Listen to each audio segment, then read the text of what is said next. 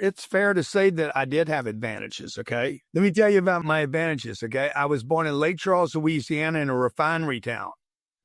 And looked around and said, I do not want to be a fucking pipe fitter. I don't want to be a fisherman. I don't want to be earning $8 an hour and paying $2 to the government. That's an advantage I have. I was like, I don't like this scene. I don't want to be dirty every day. I lost my father when I was 10 years old. I was raised by a single mom. That was an advantage to me.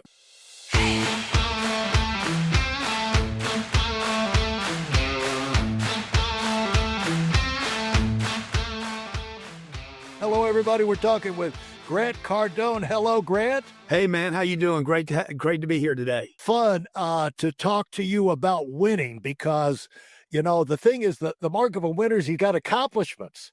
And it's not where you start. It's like, where do you go? And it's not, I want to be a mountain climber, but how many mountains have you climbed? And when I look at your record, you know, these numbers are, Grant, by the time we get them, they're always behind the curve. But you got a real estate. I mean, you started off, you know, developing your skills, going out, you know, one-on-one, making appointments, you know, like groveling out there in the dirt to say, is any, you know, am I going to get an appointment? And then are any of these idiots ever going to show up for the appointment once I make it, you know, and then is anybody going to buy? And then when they buy, is anybody going to keep it? You know, that's the way Grant came up. You know, he came out of the dirt like all salespeople do. And, you know, mastered that and moved up to where now he's running a real estate empire into the billions of, you know, we have 5.5 billion. I don't know, and I'm sure it's growing. And, you know, he built he's a creator of the 10-time movement and growth system, and which I've always loved that because I went around for years looking at our offices and organizations saying, you know what, without any more people, any more facilities, any more training, we could be doing 10 times more than we're doing right now. And so the fact that you took that vision out there and made it a thing, you know, I appreciate you doing that. And so the founder of over 14 companies doing almost $1 billion. And, you know, it's just amazing to see what you've got going. And so from that comes lessons about, you know, the people need to hear from people like you. You know, they need to hear from people who know the real world. You know, enough with the professors and enough with the fake experts. You know, the thing is, we need to hear from people who've actually lived it and what, you know, you've got so many admirable things that you've done in your life. And so what a guy does to you, you know, you never get, what I want to do, Grant, first of all, is thank you. Because the thing is, we never get thanked. Nobody really appreciates the impact, the ripple effect of your success in life, how you've given encouragement to so many people around the globe. You'll never see them. You'll never hear from them. They'll never be followers. You'll never make money off of them. But the ripple effect, lives have been improved because Grant Cardone stood up and did something great with his life. And it took a lot of courage. And, you know, so I want to tap into that. And, but first of all, I want to thank you for the impact because that most of the time it doesn't get appreciated, you know, that ripple effect. So way to go. And I know it took a lot of guts, but let's talk about winning, Grant, and what people need to how they need to get mentally organized for success when it comes to going out there making things happen. First of all, let me just say that your comment about the ripple effect, you know, every time I meet a successful person, I was taught this when I was 25 years old. Grant, when you meet a successful person, thank them for being successful because they are a mirror of possibility. Do not be envious of these people. There's a wealth graph. I threw it on my X post today. There's a wealth graph, the disparity between the haves and the have-nots, the wealthy and the poor down here and the wealthy are just like this graph going straight up and vertical. And I'm like, bro, like emulate these people. Do not be envious of them. Thank them for being successful. Follow that freaking comment. Whatever they did, emulate those actions. Mirror those actions like it's, yeah. And so the fact that you took the time to say thank you for being successful, it is whatever Elon did, whatever anyone has ever done to be successful is an example of what anyone can do to be successful. So, and I know that that comes from training people and helping them, giving them the vantage point that will allow them to be a winner. Because you got to, I think it's a negative default thing. People up the ladder and say, you know, they're stuck up, they've had advantages, this, that, the other, and they're probably lying, cheating, stealing, and and diminish it and part of training, which I know you had to do a lot of training, is to change the way they look at people. It's fair to say that I had advantages. I did have advantages. Okay. Let me tell you about them. I was born in Lake Charles, Louisiana, in a refinery town. And I looked around and said, I do not want to be a fucking pipe fitter. I don't want to be a fisherman. Okay. I don't want to be earning $8 an hour and paying $2 to the government. That's an advantage I have. I was like, I don't like this scene. I don't want to be dirty every day. I lost my father when I was 10 years old. I was raised by a single mom. That was an advantage to me. If my father would have been alive my entire life, I would not be who I am today. Now, these things were very hurtful and painful. I lost my older brother, my mentor, at the age of 20. That turned out to be an advantage to me. I had a drug addiction from the age of 15 to 25 years old. That turned out to be a, what do they call it? Privilege. It's a fucking privilege. Okay. See, I was privileged to be a loser. I remember my principal in my high school said that I would never amount to anything. This was privilege that was being given to me. A psychologist said that I had ADD, ADHD, bipolar, attention deficit disorder. Those were gifts given to me to become who I am today. And lastly, all the people that bullied me in high school, all the people that counted me out along the way, all the people that had betrayed me, talked behind my back, ripped me off, stolen from me, have made me who I am today. So God bless you guys. I am a privileged man to live on planet Earth. I used to think only in America. I used to say only in America. Dude, only if you don't quit. All right. Only in America if you don't quit. The thing is, Grant, I always would try in the same line and training our leaders say, when someone does something great, don't do what most people do. Look and see what's wrong, because what happens is none of us are perfect. And a lot of the, high achievers are really flawed, but think about it, say, as many flaws as you could see. Realize this, they've done more good things than they have bad things, and they have overcome those obvious flaws. So if you're smart, you'll look past the flaws to say, what is this sucker doing right? And what can I learn from them? Because they got to be doing a whole lot right to overcome those obvious flaws. And so that is that gives you an advantage in evaluating the world and how you filter things as you go through. Adam, you want to jump in? Yeah, Grant, everybody, like you're talking about before, nowadays, everybody's in that, well, aren't you lucky mentality? Well, look at you, aren't you lucky mentality? Look at all what you got. But, the way you started out, the way you got going in the beginning, what were some of those things that caused you, once you got out of the addiction and things like that, to not only decide you were going to succeed, but not give up until you did? Because you have to make a decision that no matter how hard it is, you're going to plug through until you get to the other side. There had to be something in you that said, other people have made it. There's no reason I can't make it. What happened with you, that mentality that got you to switch gears? Yeah, I think the first thing that happened to me, dude, is I hated losing so much. And, Larry talks about winning. You're either going to have to love winning or you're going to have to hate losing. I actually hate losing more than I love winning. I mean, I like to win, but I don't celebrate the win as much as most people do.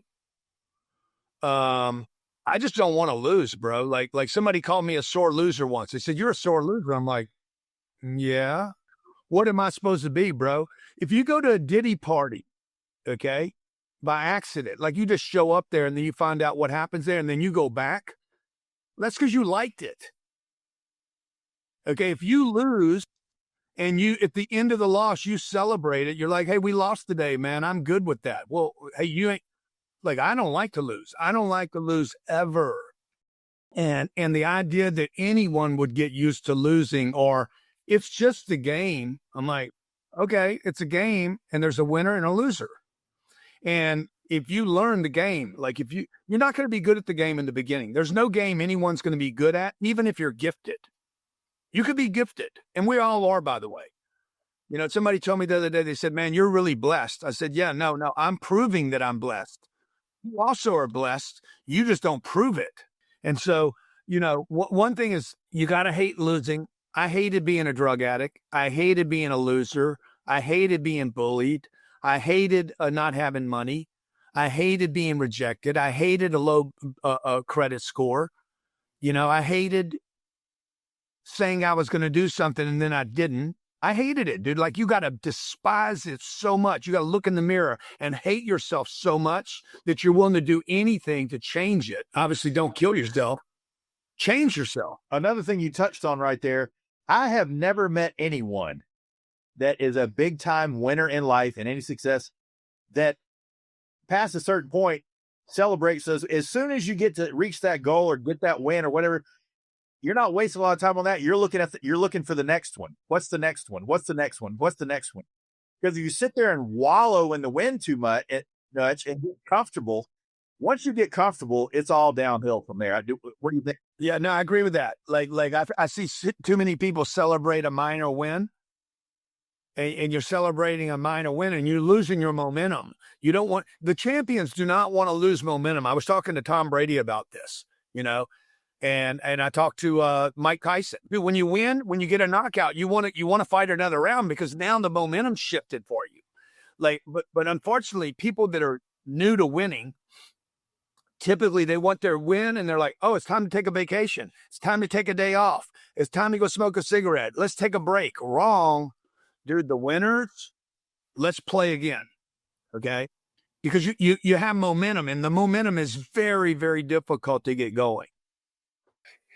Yeah, when you think is the thing about that is, in the process of getting to the top of a mountain, whatever that mountain is, you develop insights, you develop skills. A lot of times in business, you develop contacts, you know, resources, backup things, and you see how things could be better. Everything at all times can be better, you know. And so the thing is, if you enjoy what you're doing what you want to do, you just can't wait to plug in those new advantages, because it could be quicker, faster, better. And the one thing I was talking with somebody on a podcast yesterday about winning, and I said, you know, the thing about it is everything's more fun at the top. Look, everything gets easier, right? Everything gets easier. Like, it doesn't mean you don't have problems. There are new problems. My daughter called me last night at 10:30. She was, you know, down the hall from in the same house that I'm in. She's like, calls me at 10:30 at night. I was already sleeping. She's like, Papa, I just want to tell you, I just had this overwhelming gratitude for my life because of all the hard work you did, that we can win in life. And she's like, I realized how many things I have today because of all the work you did and all the no's you went through and all the days that you got up. And I was like, oh my God. I mean, wow. It was like, dude, why don't you tell me that in the morning? Don't tell me that at night. I'm trying to sleep. Yeah. There goes the sleepless night right there. Yeah, exactly. Like it's the ultimate thing that a champion wants to hear, because you're not just doing it for yourself, and it's not about the money and the cars and the planes and the stuff. It's about, Larry, you talk about that mountaintop. I'm not a hiker, but I know anytime I struggle to get any place above where I was, the view changes. And particularly the view inside of me, how I view myself, not how I look out into the world, but how I view myself. I accomplish something, and that never stops. A typical question at this point is, yeah, but when is enough enough? Yeah, champions don't think like that. They think, dude, I want to feel better about myself. And there's nothing wrong with me, by the way, except that I'm searching, I'm chasing potential. It's not about, is there enough? It's about, How much potential did God give me that is undiscovered about me? And I think that's why people like to win like that. They're obsessed with this possibility. Now, when you go in, everyone wonders, well, how do you get started? How did you go through the transformation? And what I tell them is, well, take the next step, dadgummit. Everybody knows what the next step is. Like the way out for you is going to be different from everybody else because where you are is different from where everybody else is, and where you want to go is different from everybody else. But I think people would love to hear a little insight from you about you go from this point where it's loser, big time hole. The one thing that we need, the more we can stop putting ourselves in the hole ourselves, because life is going to throw us enough challenges. But first, stop making things worse for yourself as fast as you can, and stop digging your own grave. But at some point, you got to take that dirt and start climbing out of that hole we built for ourselves. I had this thing early in my career, Grant, when I went up to North Carolina and started this expansion operation. I would have dreams about this at night, that I'm down in a hole.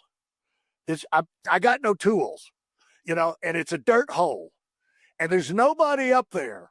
Nobody's coming. And and I said, okay, take your fingernails and start crawling the walls and pushing dirt down and get enough to where you can take a step up. And then do it till you take another step up, because you got to get yourself out of this hole. I would have dreams like that. But how did you get yourself to turn around and start coming out of that hole? Because you became world class, kind of a samurai level ninja salesperson. You didn't get just adequate. You became like razor sharp. I was 25 years old. I'd just come out of a treatment center for drug addiction. The only person that would hire me was a car dealer. I didn't want to be a car salesman. I don't know anybody that your life and goal, your goal in life is to be a car salesman. He's the only guy that would hire me. I said, okay, I'll do it, dude. Now, when I went to work there, I believed that I hated sales, Larry. I'm not good. I wasn't good at it. I didn't know how to do it. I didn't know there was a system. And, my uncle told me, he's like, look, son, it's not that you don't like it. It's that you're no good at it. I'm like, yeah. And I said, yeah, no kidding. He's like, did you hear what I said? And I said, you said, it's not that you don't like it. It's that you're not good at it. And I was like, yeah, dude, you're right. See, people say they're not meant for sales, but if you meet somebody that, doesn't know how to dance, they're going to say they don't like to dance too. Or, if you say, hey man, I'm scared of heights, I can't jump out of a plane. It's because you don't know what you're doing. Nobody likes anything they don't know you don't like to play chess because you don't know how to play chess. So that's the point. In sales, people assume I'm not made for sales. No, bro, you ain't no good at it because you don't know what you're doing. And so I was 25 years old and I made a commitment. I said, I'm going to learn how to sell. And I started looking for tools. 25 years old, I was given this little tape. As soon as I started looking, I found it, by the way. Big lesson in life. Look and you will find. Seek and you shall find. Okay, you cannot see until you open your eyes and look for something. And this is a very easy exercise to do. Go look for a red truck tonight. On your way home, look for a red truck and notice how many you see. So I started looking for a solution. How can I become a system type salesperson? Meaning I knew what I was doing. And boom, literally 24 hours later, a guy gives me a tape. I think it was 25 minutes long. The sales professional was talking about how to sell something. I was like, fuck, I didn't know. I had no clue there was a way to do shit. Just like there is folding clothes or laundry or being a pipe fitter or a mechanic, there's a way to do things. And the guy, I remember, Larry, you'll appreciate this. I heard him say something like, don't call it a payment, call it an investment. And I was like, wow. I was being introduced to AI or something like, wow, dude, like this is amazing, and this is back in the 90s. And so the next customer I had, I said, sir, your investments will be $336 a month. And the guy says, okay, that's fine. Let's do it. And I was like, it's fucking magic. This is magic. This is magic. And guess what? I went and listened to that tape again. And then again. And then again. And then again. Until the tape wore out. I looked at it. It had an 800 number on it. I called the number. I said, what else do you guys have? They sold me a $12,000 program. I bought it, by the way. And I invested in my career, and I would reach the top 1% of all the salespeople in the automotive industry, which is a massive industry. And I was in this tiny little town in Sulphur, Louisiana, selling at the top tier of the entire country because I committed to being great. I learned something. I continued to repeat it. I invested in myself. And the next thing you know, Larry, I'm not just the top salesperson in the auto industry. I'm out teaching Nissan and Toyota and Lex how to sell automobiles. And this all started because of a job I hated and my uncle saying, bro, it ain't that you're no good. It's not that it's not meant for you. It's that you don't know what you're doing. You know, I remember we used to have we had conventions everywhere, but over the years, you know, one of the convention towns is Vegas. And I remember one of my friends, one of my hunting buddies said he talked about all the money he won at the blackjack table. And I said, well, how did that go? And he goes, well, he said, all these other idiots go in there and they just put their money down and pick some cards. He said, I read the book before I went. He said, I got a book on blackjack. I read the book. I learned the odds. And that was Jim Bone, Adam. And so the thing is, people will not, you know, like before I was broke. I mean, I was on food stamps and unemployment when I changed industry from construction in Atlanta over to financial services. And we didn't have money. And especially I was just barely surviving when I stupidly decided to take my family. My Adam was 5 years old and he had a 3-year-old brother, and his mother did not work outside the home. And I moved him up to North Carolina on an expansion project on commission, by the way. And, but in spite of that, I don't know how I found the money, but I went into 2 sales training classes, even though I've been in the business for 4 years. I went into 2 sales training things before I left Atlanta because I knew I needed more, you know, to hit the ground running. And, you know, we went up there and you know, it took a year to get our sea legs under us, but eventually we took off and we're running like crazy. But people, you know, one of the secrets you find is that people will invest in their career. It's that kind of knowledge. What you're getting is, you know, that you're investing, but you're finding what if they buy a course from me. I don't even know if you sell courses and this, that, the other. I'm sure you got a million of them. But the thing is, you're getting grants, experience compressed. You know, you're getting 10,000 experiments. You're getting Thomas Alva Edison that did 10,000 experiments to get a light bulb, and you're buying the light bulb from Thomas Edison for the price of a light bulb. And so you're getting, you know, really pennies on the dollar of what you should pay, you know, if you had to go out there and get that experience yourself, you know, Grant. You're getting a blueprint, you know, like, unfortunately, most people don't invest in themselves. It's a shame. Most people are spectators. They're not players. They're not looking. A lot of people just simply like their excuses. You know, you've come up with your list of reasons why I made it and you didn't. I understand. I've been there. I did it too. I'm an entitled, privileged white man. I was born at the right time in the right place. Blah, blah, blah. I took nothing and I've turned it into a multi-billion-dollar industry my way, without banks, without middlemen, without taking a knee, without doing something disgusting. I didn't take my clothes off. I got a beautiful wife, 22 years, 2 beautiful kids I homeschool. Did I get lucky? Yeah, I got lucky. I got lucky for, by the way, 42 years in a fucking row. Because I don't depend on luck. I'm like, you know, there ain't no lucky charm in my life. I believe in free will. Somebody, God's been so good to you. This ain't God, bro. God gave me everything I needed in the beginning. Okay? This is me doing this because I have free will to exercise discipline, to say no to drugs, no to alcohol, no to losers. no to distractions. You know, I get up early, I stay up late, I work my ass off. I'm hungry, I stay hungry. By the way, it's harder to stay hungry when you're successful than it is when you're losing. I would say that failing is way harder to do than succeeding is.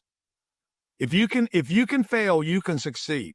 Because if you can live without money, I guarantee you can live with it. I'd like to get you to speak to this, and then I want to hear some more about how you put these other things in place, how you move through it. But speak to this, Grant.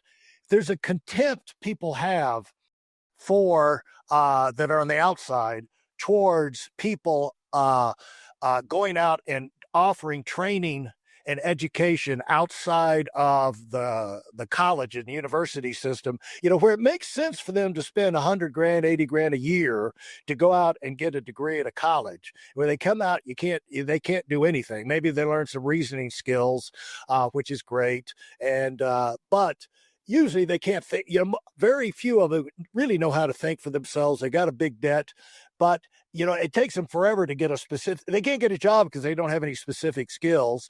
But when they go through trainings like that they would get from a person like, you know, if you're doing a favor to the world to offer training, like you have a major business event that's around the country that, you know, that you put on and you organize. It is not like you need the money or something to do. But the thing is that people who will get past their reservations and dig down, take the time, take the money, you know, they're making a decision about themselves, and they're putting themselves in a position where they can get access to priceless information. And here's the thing: great ideas don't care who use them, but until you find out about them, you're dead. Well, the reason I do training is because when I was 10 years old and lost my dad, a lot of people don't know this, but I got in the training business because, first of all, anytime you learn a trick, you want to share it with your brother. I had an identical twin brother. You learn anything, any hack. Everybody's like this. This is the natural human condition.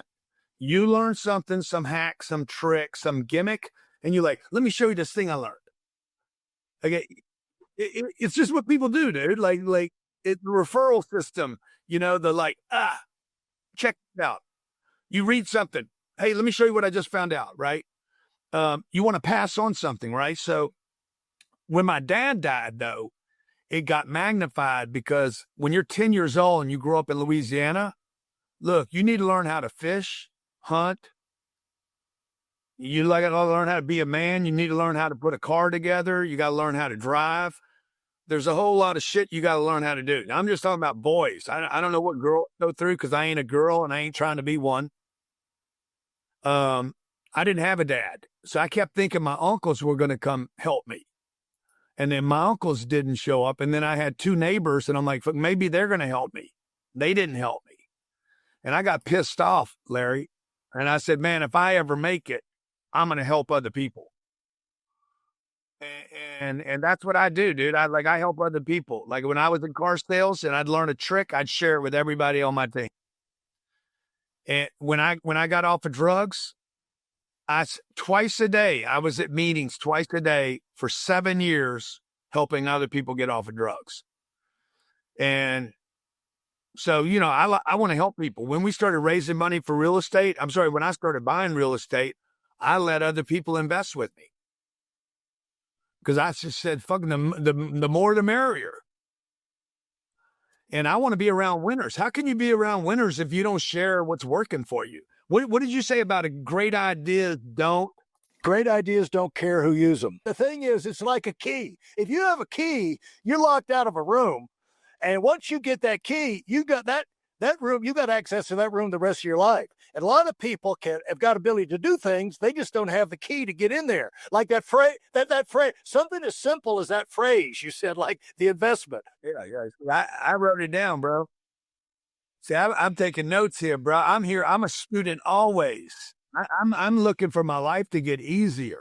You know, that's the thing that when the other thing, when you train other people, one thing I think is the secret of your success, as you just said there, and people don't pick up on it, is when you train other people, you really, in a teacher learning situation, the teacher's learning. Isn't that right? My God, bro, this is when you start. If you think you know something and you think you're good at something, start teaching it to other people and watch. You will start. This is where you become the samurai. This is where you become a master. Like, I'm not an expert, okay, at sales. I am a master, sensei, badass, matrix creating, selling machine, okay? On marketing, you could put me in a room with Martin, Frank Kern, Russell Brunson. Bro, I know more about, like, I see angles on marketing that those guys, like, they're like, God dang, I've taught those guys shit. Like, I live outside of this box of experts. Now, in real estate, there's things I see in real estate that Barry Sternlicht at Starwood doesn't see. Now, Elon sees stuff in electric that I can't see. I don't understand it. Like, I'm not saying I know everything about everything, but the things I do know something about, when you teach it to other people, you will become a master at the game. Yeah, and that's one of the reasons, like, one of the benefits of writing books. Like, you've written 8 powerful books. Talk a little bit about that experience. Yeah, so it helps you quantify what you understand and don't understand. If you can't write about it simply, you probably don't understand it. If you can't teach it simply so someone else can duplicate it, if you're a manager and you're like, I can't get these people to do what I tell them to do, it's because you're the problem, bro. You don't know how to communicate. You think you understand it, but you don't. If you can't explain it simply, okay, then you don't understand it. Yeah, even Einstein said that, by the way, that if somebody's explaining you something and you don't understand it, that's because they don't understand it. Exactly.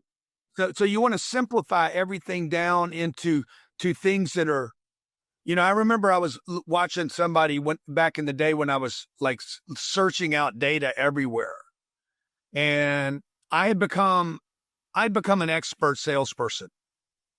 You're brand new. You don't know anything. Then you become an amateur.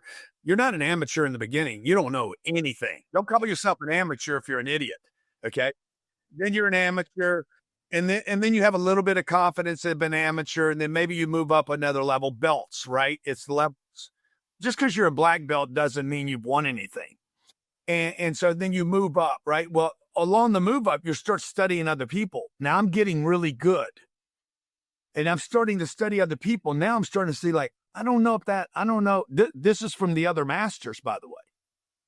When you start moving into some of the higher levels, and I'm listening to Brian Tracy say, when they ask a question, you should ask a question. I'm like, And I start playing with it. I start playing with stuff. And I'm like, why am I having the customer ask a question? Why don't I answer it before they ask it? And always stay on offense. And so you start prospecting some of the skills, but you have to have a tremendous desire to be excellent, to move through those next level of belts. And it doesn't matter what it is. It could be a plumber, a contractor, a chiropractor, HVAC, engineer. It could be Elon. It could be marketing. It could be what Trump does in politics. Like, Trump does something that nobody's ever done. Like, I mean, he just lives in another world of that most people can't understand. They're like, what, dude?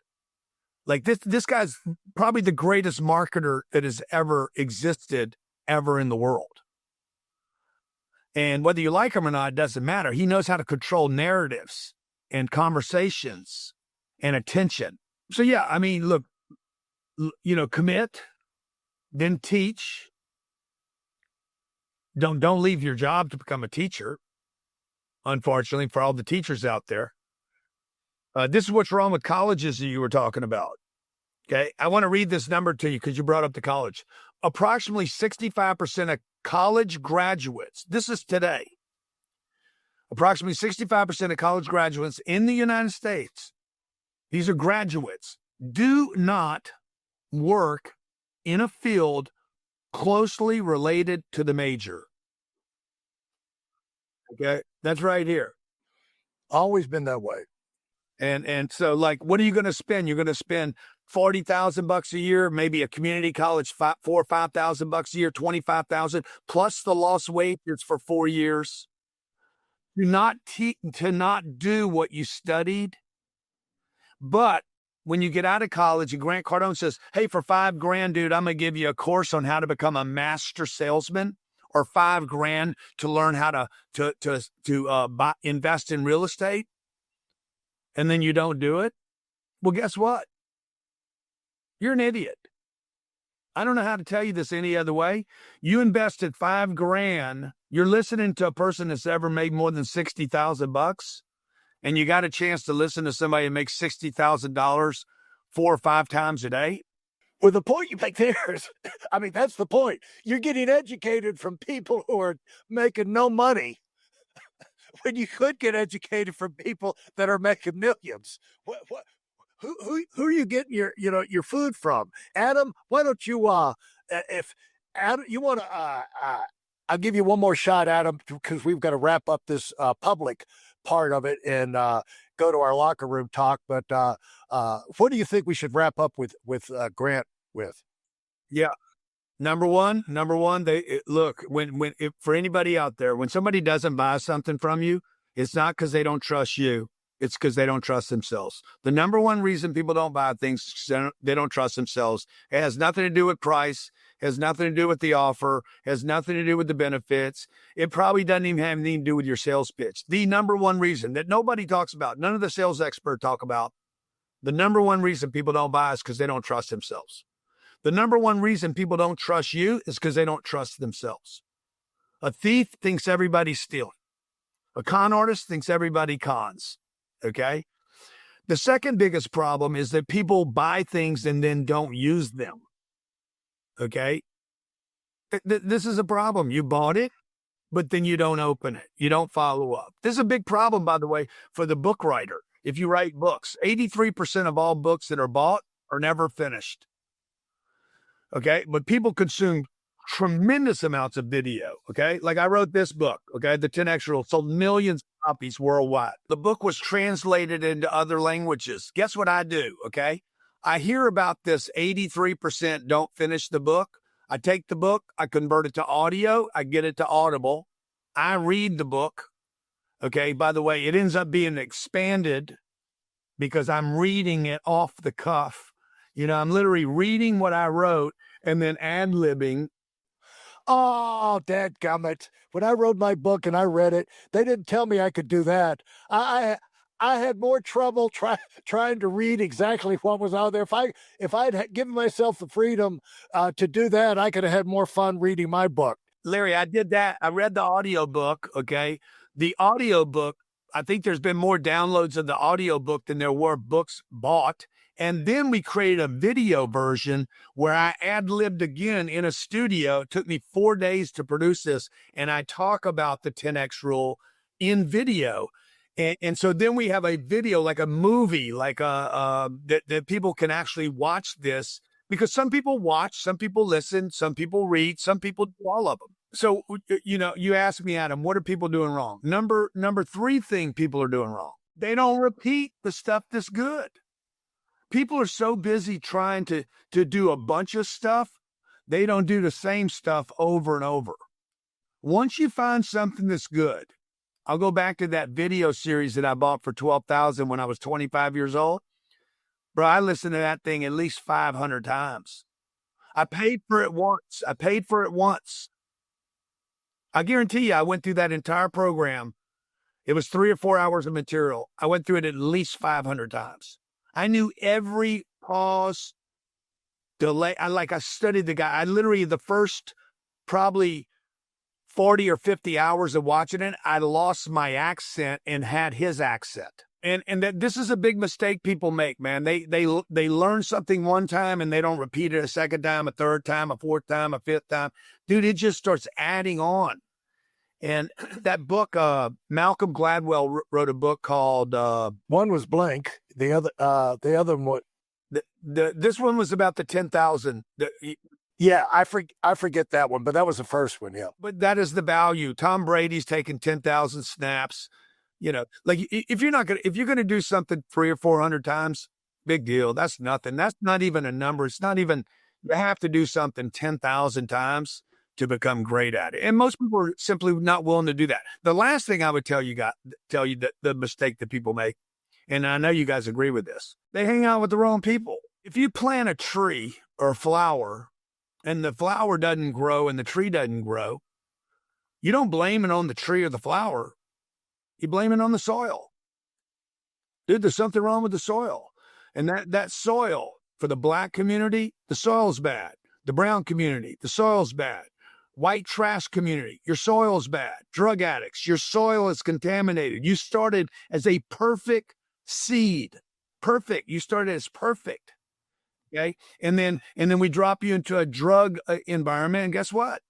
You're contaminated because of the soil. The environment is bad. So for the black, brown, white community, Gen Zs, baby boomers, old people, you guys are in the wrong environment, and if your life's not going well, if you're not feeling good, if you're not positive, if you don't have something to do, you're in the wrong soil. And that can happen to anybody, by the way. It can happen to rich people.